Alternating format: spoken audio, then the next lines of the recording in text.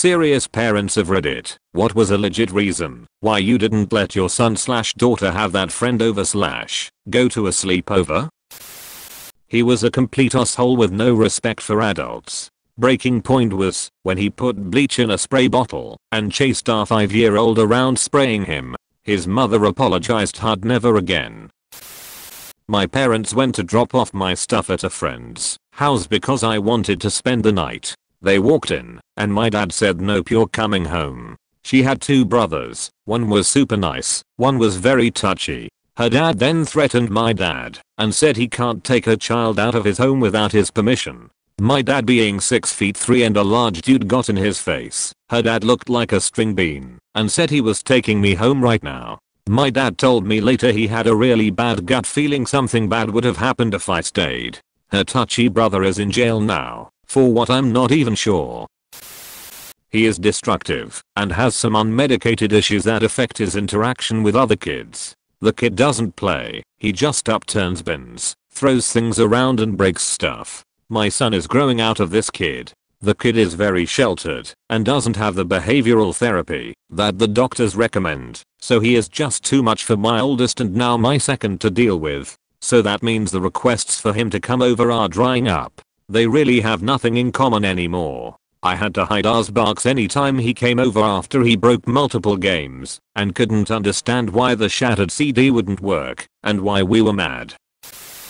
She was a chronic liar. My daughter met her in kindergarten. She lied constantly about everything. One day my daughter asked us to help her put together a birthday card and make a homemade present for her friend's birthday, but when she brought the gifts to school it turned out the girl had lied about what day her birthday was. I didn't want to put down my daughter's first good friend, but I refused to have them spend more time together than was necessary. I was relieved when she started ending every story about something her friend had said with "it's probably not true though." She outgrew that friend after a few months. Met the girl's parents later in the year. That poor kid never had a chance.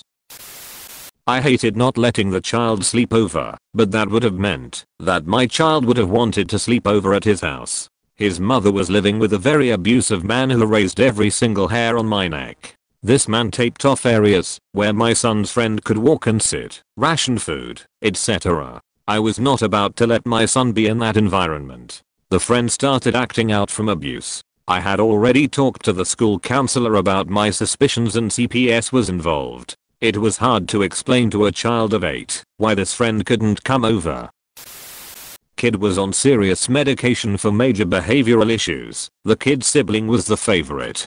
Parents would dump said unwanted kid at our house without medication because it was good to take a break from antipsychotics. I say unwanted kid because he'd come over on an empty stomach and left for hours after the promised pickup time while they took the other kid out to eat and shop. They also didn't offer snacks/drinks and eventually banned reciprocal visits. It sucks that the parents were shitty.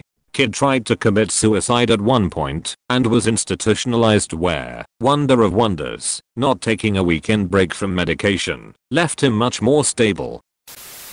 The father of one of my daughter's classmates, she was only in 2nd grade, kept repeatedly telling my daughter to come spend the night over there. She told me about it, so I made sure to catch him one day, and he said in a very strange way, "Oh, she's welcome to spend the night anytime," and he wouldn't look at me. Plus the way he looked at her just creeped me out. Mind you, he's a single father, so there's no other adult in the house to monitor him. Pretty sure her dad was abusive, and she picked up on that hostility. I didn't let my daughter go over, and she doesn't come over here because, despite me feeling bad for the girl, she spent her time in school with my kid telling her to not listen to the teachers and to be disruptive. 9-year-olds, if that helps to understand.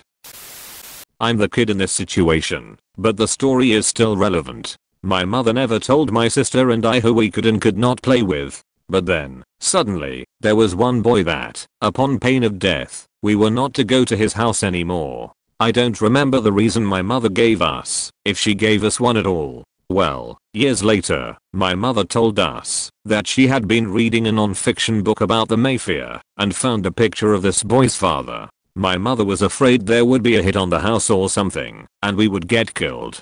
I think the hit situation was highly unlikely, but still, pretty crazy.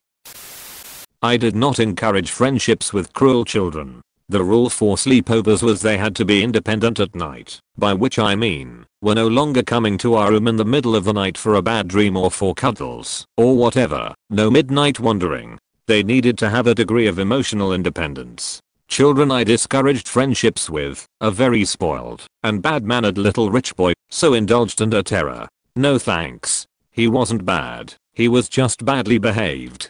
Beyond little boy hijinks. A cruel boy. Lord, he was not nice, and it wasn't his fault. His mom was horrid. You could literally watch over the years how her combination of enabling bad behavior, excusing it, ignoring and then dismissing it just kept snowballing. It was like watching someone grow a bully. A very controlling and disruptive child. I noticed their behavior would influence my children's and the oldest would be mean, mirroring his friend's behavior. My husband and I discussed it, and I talked it over with some friends for perspective, and then I had a talk with their mother, and put the blame on my children. Not all children mesh well. My breaking point with that child was that he tossed our house and left for the, I don't know, 7th visit in a row, after shrieking at my younger child that they were unwanted. Don't make my child feel unwanted in their own home. I'm not having it. I understand that younger children are not always wanted around older children, but there is a line and they are allowed to exist in their own home. But that is only 3 out of many nice friendships. I never did this without a lot of thinking and soul searching. In middle school my mom banned me from hanging out with my childhood friend I'd known since kindergarten because her mom was crazy and abusive. As an adult, I wish she'd done it sooner, because whenever I see anyone who remotely looks like my friend's mom I freeze and refuse to move or do anything until they're gone. Luckily this doesn't happen too often. Kid has severe behavior issues and is super violent and destructive. The one and only time he came to our house he threw all of my daughter's underwear around the room to embarrass her. The worst incident happened at school though, when he tried to choke her out. They were 5 years old at the time. I feel bad for the kid and all, and I know his mom is doing everything she can to help him, but I just can't allow that kind of behavior around my kids and in my home. I know the band kid. He would break shit, hide from you, hit the dogs, and he'd be rude and physically abusive to my grandmother. He'd pinch her for literally no reason, and probably little kid punched her a few times. He would scream for no reason, and no matter what you did for punishment he'd ignore it. My mom physically threw him and all his toys out of our house one day after he hit a couple dogs and pinched my grandmother in quick succession, and he just stood outside and fake cried telling us to let him back in. We live in the middle of nowhere with no neighbors or traffic. He wasn't in any danger, and if he actually thought about it, he cold found his way back in. I think like an hour of peace went by and she finally let him back in. Stories from school include walking out of class and into another, and then beating a kid up, pulling a girl down by her ponytail, and wailing on her, attempting to stab a kid with scissors, and being such a handful the teacher tried to get him moved to a special needs school. He was 5 when all of that was going on. He's 6 now, and medicated with therapy, and doing insanely better. His mom is moving cross country with him to be with her family, so they can help look after him. He was banned from a lot of school events and didn't have many friends, but that's turning around now. I no longer allowed my son's best friend to come to our place or for him to go over to his after the best friend's mom reported us to the police as harboring a runaway. This was after the best friend had been tossed out of his mom's house and told to spend the night sleeping outside, and she'd refused our phone calls to find out what was going on. So yes, I wasn't going to let a 16-year-old spend the night in 30-degree weather with nowhere to go. Sue me. The cops showed up, said she'd reported us as harboring a runaway. We explained what was happening and got treated like dirt and told that from now on we had to have full permission from the mom. Fine. We urged my son's friend to go to the police, report to them what was happening, and left it at that.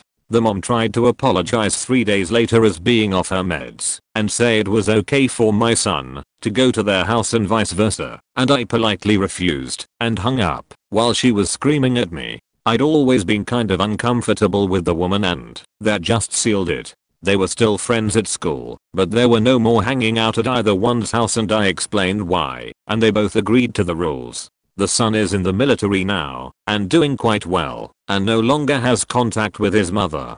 Gee, I wonder why. With